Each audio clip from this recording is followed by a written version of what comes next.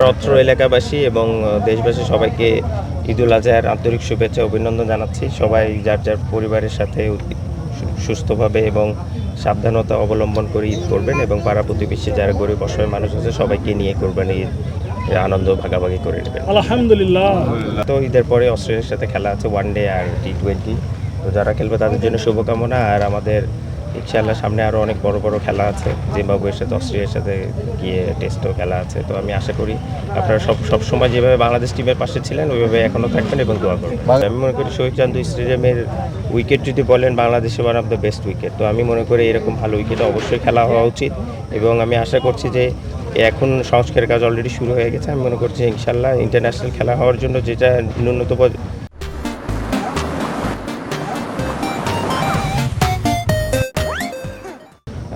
Facilities দরকার সেটা যদি হয়ে যায় ইনশাআল্লাহ তাহলে অবশ্যই আবার নেক্সট টাইম আবার ইন্টারন্যাশনাল খেলা চালু হবে শহীদ। ছেলের সঙ্গে ঈদ করতে এমনিতেই খুব আনন্দের, পাওয়াই যায় না, একমাত্র ঈদ ছাড়া তো আমরা পাই না।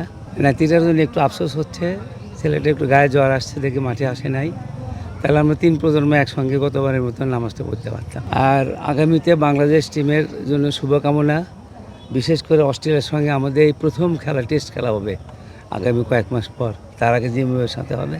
আমি আশা করি যে অস্ট্রেলিয়ার সঙ্গে বিগত যেভাবে পাকিস্তান বা অন্যান্য দলের সাথে জিতলাম আমরা অস্ট্রেলিয়ার সঙ্গে জিতবো এই কথা তো বলতে পারি না, কারণ অস্ট্রেলিয়া এখন পৃথিবীর মধ্যে সর্বশ্রেষ্ঠ দল। তবে আমরা ফাইট দিতে পারবো, বলা যায় না, টেস্ট খেলা তো রেজাল্টও হতে পারে। দেশবাসীর কাছে অনুরোধ করব, দেশবাসী সকলেই মিলে বাংলাদেশ টিমকে এবং আমাদেরকে সকলকে দোয়া করবেন। আল্লাহ পাক যেন আমার জীবন সায়ান্নে সুস্থতার সাথে ইমানের হালতে আল্লাহ পাক নেন।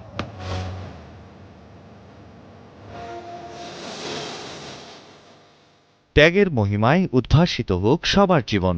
কালের কণ্ঠের পাঠক, দর্শক, বিজ্ঞাপনদাতা ও শুভানুধ্যায়ীদের জানাই পবিত্র ঈদ উল আজহার শুভেচ্ছা।